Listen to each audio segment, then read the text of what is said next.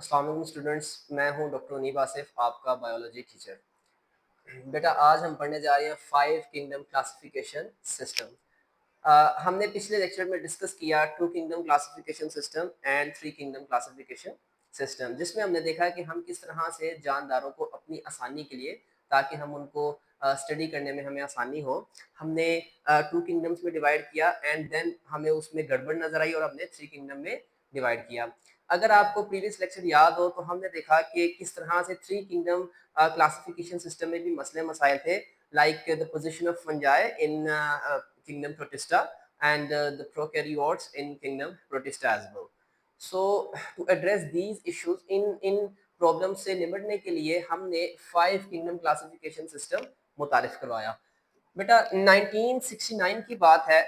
1969 की डेट्स बहुत इंपॉर्टेंट है, इनको आपने एज इट इज याद रखना है। ये एमसीक्यूज हैं, आपका बायो में डेट्स सबसे ज्यादा वो पूछता है। हमारे पास एक अमेरिकन इकोलॉजिस्ट रॉबर्ट विटिकर। अच्छा बेटा, दो चीजें, एक डेट्स और नाम तो ऑब्वियस है, सारे सब्जेक्ट्स में ये पूछेगा नाम, जो भी साइंटिस्ट का नाम हो। एक जो गंदी चीज है वो ये है कि ये ना, इनका पेशा भी पूछता होता है कि वो अमेरिकन क्या थे, इकोलॉजिस्ट थे, माइक्रोबायोलॉजिस्ट थे, साइटोलॉजिस्ट थे, एम्ब्रियोलॉजिस्ट थे, वो साइंटिस्ट का पेशा क्या था। तो लो जी, ये अमेरिकन इकोलॉजिस्ट है, अमेरिका का इकोलॉजिस्ट था। इकोलॉजिस्ट ऐसे बंदे को कहते हैं जो एनवायरनमेंट की स्टडी करता है और जानदारों की स्टडी करता है और देखता है माहौल का और जानदारों का आपस में क्या इंटरेक्शन है। जिस तरह से हमें बताया जाता है जी स्मोक आ गई है, आप मास्क लें, आप बाहर कम निकलें, आप धुएं वाली गाड़ियां कम इस्तेमाल करें, ये कौन बता रहा है? ये इकोलॉजिस्ट बताते हैं हमें, ठीक है, कि किस तरह से माहौल जो है आप पर असर डालता है, जानदारों पर, और जानदार किस तरह से माहौल पर असर डालते हैं। बहरहाल ये रॉबर्ट विटिकर एक भाई साहब थे, इन्होंने इंट्रोड्यूस करवाया 5 किंगडम क्लासिफिकेशन सिस्टम। अच्छा, ये सिस्टम बेटा दो चीजों पर बेस करता है। पहला आपके पास है लेवल्स ऑफ सेलुलर ऑर्गेनाइजेशन। ये सेलुलर ऑर्गेनाइजेशन से क्या मुराद है भाई? सेलुलर ऑर्गेनाइजेशन से मुराद है कि आया कि ऑर्गेनिज्म प्रोकैरियोटिक है, यूनिसेलुलर यूकैरियोटिक है, या मल्टी सेलुलर यूकैरियोटिक है। हमने प्रोकैरियोटिक का पढ़ा था। प्रोकैरियोट्स वो जानदारों को हम कहते हैं जिनमें न्यूक्लियस नहीं होता। यूकैरियोट्स हम उन जानदारों को कहते हैं जिनमें न्यूक्लियस होता है। तो बेटा पहला हमारे पास आता है प्रोकैरियोटिक ऑर्गेनिजम्स, जिसमें मैंने आपको बताया था प्रोकैरियोट्स हमेशा दो ही होंगे, दो किस्म के ऑर्गेनिजम्स। आपके पास बैक्टीरिया एंड आर्कीबैक्टीरिया, ये शॉर्ट फॉर्म है आर्कीबैक्टीरिया की। फिर हमारे पास आते हैं यूनिसेलुलर यूकैरियोट्स। अच्छा, पहला आगे प्रोकैरियोटिक, दूसरा यूनिसेलुलर यूकैरियोटिक। ऐसे यूकैरियोट्स, ऐसे न्यूक्लियस रखने वाले ऑर्गेनिज्म जो सिर्फ और सिर्फ एक सेल पर मुश्तमिल होते हैं। बेटा उनकी मिसाल है प्रोटिस्टा। ये एग्जांपल्स आपने साथ साथ याद रखनी है। अच्छा, उसके बाद बेटा मल्टी सेलुलर यूकैरियोटिक ऑर्गेनिजम्स, ऐसे जानदार जो कि यूकैरियोट्स हैं, दे हैव टू न्यूक्लियस और वो मल्टी सेलुलर है, यानी कि एक से ज्यादा सेल्स उनकी बॉडी पे होते हैं। जैसे कि हम हैं, एनिमल्स हैं, प्लांट्स हैं, जितने भी ऑर्गेनिज्म जो आपको दिख सकते हैं वो क्या है? मल्टी सेलुलर है। उनकी बॉडी लाखों करोड़ों अरबों खरबों सेल्स से मिलके बनती है। उनमें क्या आते हैं? उनमें एनिमल्स आते हैं, वी नो दैट। उनमें प्लांट्स आते हैं, यस, एंड फंजाई, ये जो फंगस वगैरह ये भी इन्हीं में आते हैं। अच्छा, दूसरा दूसरा जो आपके पास आता है द मोड ऑफ न्यूट्रिशन, ये दूसरी बेस है, दूसरी बुनियाद है जिस पर रॉबर्ट विटिकर ने ऑर्गेनिजम्स को 5 किंगडम्स में डिवाइड किया। लो बेटे, मोड्स ऑफ न्यूट्रिशन। अच्छा, मोड्स ऑफ न्यूट्रिशन, न्यूट्रिशन होता है नशोनुमा। नशोनुमा, नशोनुमा हासिल करने के तरीके, मोड्स, तरीके कि एक जानदार किस तरह से नशोनुमा हासिल करता है। अच्छा देखिए जी, फोटोसिंथेसिस से, ठीक है, एब्जॉर्प्शन से, ठीक है, और बेटा तीसरा हमारे पास है इंजेशन। इंजेशन, अगर आपको बेटे लास्ट लेक्चर याद है तो हमने पढ़ा था कि एब्जॉर्प्शन ये हेटरोट्रॉप्स है, इंजेक्शन ये भी हेटरोट्रॉप्स हैं। एब्जॉर्प्शन वाले क्या करते थे? चीजों को, बाहरी फूड को बाहर तोड़ के उनको जज़ब कर लेते थे। इंजेक्शन वाले जानदार क्या करते थे? लुकमा बना के खाते थे। जैसे हम हैं, जैसे जानदार हैं, सॉरी जानवर हैं, अच्छा, फोटोसिंथेसिस ये बेटा एक नशोनुमा हासिल करने का एक ऐसा तरीका है जिसमें सूरज की रोशनी में हम क्या करते हैं, अपना खाना खुद बनाते हैं। और ये कौन से जानदार हैं? Yes, plants. तो बेटे फोटोसिंथेसिस करने वाले ऑर्गेनिजम्स, एब्जॉर्प्शन करने वाले ऑर्गेनिजम्स एंड इंजेक्शन करने वाले ऑर्गेनिजम्स, ये तीन किस्म के ऑर्गेनिजम्स हैं। किस बेसिस पे? नशोनुमा किस तरह से हासिल करते हैं। तो बेटा उसने क्या किया, उसने पूरी दुनिया के जानदारों को जितना वो स्टडी कर सकता था उसने स्टडी किया। उसने कहा भाई साहब मैं ना 5 किंगडम्स में इसको क्लासिफाई करूंगा। पहला ये देखूंगा कि उनकी सेलुलर ऑर्गेनाइजेशन क्या है, यानी कि आया कि वो प्रोकैरियोटिक है, यूनिसेलुलर यूकैरियोटिक है या मल्टीसेलुलर यूकैरियोटिक है। अच्छा, दूसरा मैं ये देखूंगा कि न्यूट्रिशन अपनी नशोनुमा किस तरह से हासिल करते हैं, वो फोटोसिंथेटिक ऑर्गेनिज्म है, और they have absorptive mode of nutrition और they have ingestive mode of nutrition. अच्छा, हम आगे चलते हैं बेटे। कहते हैं कि इन दो बेसिस पर, इन दो बुनियादों पर, बेसिस का मतलब बुनियाद, बुनियाद या बुनियादें। अच्छा, इन दो बुनियादों पर उसने जानदारों को 5 किंगडम्स में क्लासिफाई किया। कौन कौन से? Animalia, Plantae, protista. अच्छा, ये तीन तो ना हमने पहले से पढ़े हैं 3 किंगडम में।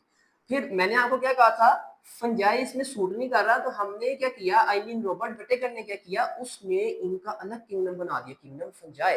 और बेटा लास्ट किंगडम आपके पास आता है मोनेरा। इसमें हम बैक्टीरिया और आर्ची बैक्टीरिया को शामिल करते हैं। अच्छा, कहता है 1937 की बात है। अच्छा, ये ना 5 किंगडम क्लासिफिकेशन सिस्टम के इंट्रोडक्शन से पहले की बात हो रही है, 1937। एक आपके पास फ्रेंच बायोलॉजिस्ट था, नाम था जनाब ई चैटन, एडवर्ड चैटन इसका पूरा नाम था। क्या कहता है, उसने सबसे पहले हमें प्रोकैरियोटिक और यूकैरियोटिक की टर्म इंट्रोड्यूस करवाई। प्रोकैरियोटिक ऐसे जानदार जो बैक्टीरिया हैं, और इसमें आर्ची आर्ची बैक्टीरिया भी आते हैं। और यूकैरियोटिक ऑर्गेनिजम्स जिनमें आपके पास फंजाई आते हैं, एनिमेलिया आते हैं, प्लांटी आते हैं और प्रोटिस्टा आते हैं। सवाल ये पैदा होता है कि इसने ई चैटन ने प्रोकैरियोटिक ऑर्गेनिजम्स में बैक्टीरिया के साथ आर्ची बैक्टीरिया शामिल क्यों नहीं किए? बेटा उसकी वजह यह है कि आर्ची बैक्टीरिया तब तक डिस्कवर ही नहीं हुए थे। वो अलग बात है कि इस दुनिया में जो सबसे एंशियंट, सबसे कदीम, सबसे पुराने ऑर्गेनिज्म जो है वो आर्ची बैक्टीरिया ही हैं, लेकिन तब तक वो डिस्कवर नहीं हुए थे। अच्छा, मॉडिफिकेशन की बात करते कहते हैं 5 किंगडम क्लासिफिकेशन में ना अभी भी थोड़ा मसला था।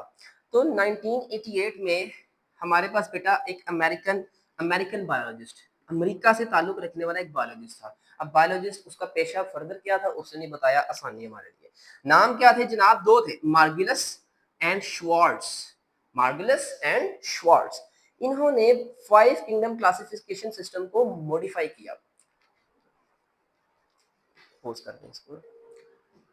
अच्छा बेटा, इन्होंने किस तरह से मॉडिफाई किया, इनकी बेसिक बुनियाद क्या थी? 3 बुनियादें। मोड्स ऑफ न्यूट्रिशन वही रॉबर्ट विटेकर वाली, cellular organisation same Robert Whittaker वाली। एक चीज का जो इन्होंने इजाफा किया वो थी जेनेटिक्स। जेनेटिक्स से क्या मुराद है बेटा? आपको जैसे हमने क्लास में डिस्कस किया हुआ है कि हर जानदार जीन से, डीएनए से मिलकर बना होता है। जो जीन्स होते हैं ना, आपकी पूरी की पूरी बॉडी की इंफॉर्मेशन ना जीन्स में होती है। आप समझ लो आपके ऑर्गेनिज्म का वो एक कोड है। क्या है? कोड है। जैसे आप कंप्यूटर में कोड पुट करते हैं, डिफरेंट किस्म के सॉफ्टवेयर बनाते हैं या एल्गोरिथम्स बनाते हैं या कंप्यूटर से रन होते हैं, इसी तरह से अल्लाह ताला ने इंसानों के लिए या जितने भी जानदार इस दुनिया में तख्लीक किए उनके लिए कोड बनाया जिसे हम बोलते हैं जीन। ठीक है, और उसकी जमा जिनोम। तो बहरहाल उसने देखा कि यार जो जीन्स हैं वो कौन से जानदारों के सिमिलर हैं, उनको एक ग्रुप में डाल दिया।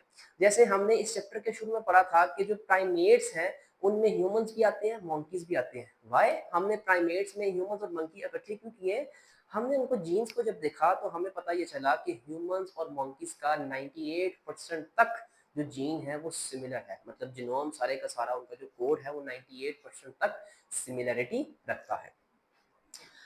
अच्छा, और एक बात, इन दो भाई साहब ने जब 5 किंगडम क्लासिफिकेशन सिस्टम को मॉडिफाई किया तो उन्होंने देखा कि हमारे पास सेम 5 किंगडम्स ही आ रहे हैं, वही kingdom Plantae, animalia, protista, Monera, fungi, लेकिन उनमें थोड़ी सी उनके अंदर मॉडिफिकेशन की जिसकी इसने मजीद वजाहत नहीं दी, तो हम भी मजीद वजाहत में नहीं जाएंगे।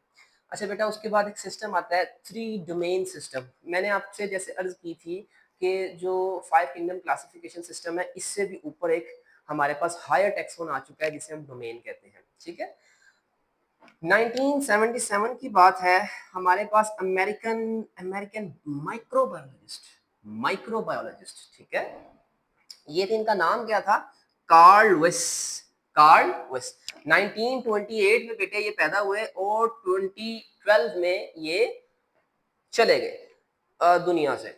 प्रपोज्ड अ टैक्सॉन अबव किंगडम, प्रपोज का मतलब क्या है, पेश करना। इन्होंने 1977 में एक टैक्सॉन जो कि किंगडम से भी ऊपर था उसको पेश किया। The name of the taxon was domain.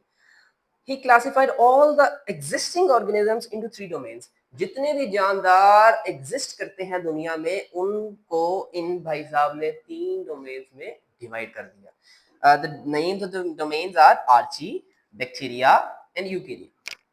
अच्छा, अब इनके डिवाइड करने की बेसिस क्या थी बेटा, बुनियाद या बेसिस जिस पर इन्होंने ये 3 डोमेन सिस्टम बनाया वो थी दो, मेजरली दो, prokaryotic and eukaryotic differences between organisms. उन्होंने कहा कि भाई 5 किंगडम क्लासिफिकेशन सिस्टम में जब आप देखते हो ना, एक किंगडम ऐसा है जिसमें सारे के सारे प्रोकैरियोट्स हैं, किंगडम मोनेरा, उसमें बैक्टीरिया भी हैं, आर्ची बैक्टीरिया भी है।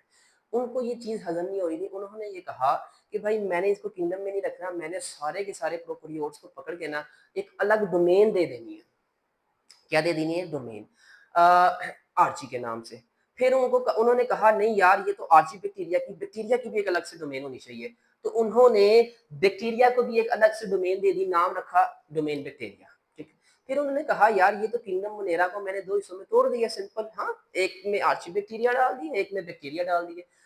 अच्छा, फिर उन्होंने कहा बाकी 4 किंगडम्स का क्या करें, उन्होंने कहा सारे बाकी के चारों के 4 किंगडम्स को पकड़ो, I mean animalia, Plantae, fungi and protista, सबको पकड़ के एक आखिरी डोमेन में डाल दो, व्हिच वाज यूकेरिया। ठीक है, तो prokaryotic and eukaryotic differences between organisms, जो प्रोकैरियोट्स हैं उनको इन 2 डोमेन्स में डाला उन्होंने, जो यूकैरियोट्स हैं उनको यूकेरिया में डाल दिया। ये यूकैरियोट से वर्ड निकला है यूकेरिया। और दूसरा जो बेस थी, दूसरी जो बुनियाद थी, वो थी differences between bacteria and Eukarya. Very simple. ठीक है, थैंक यू।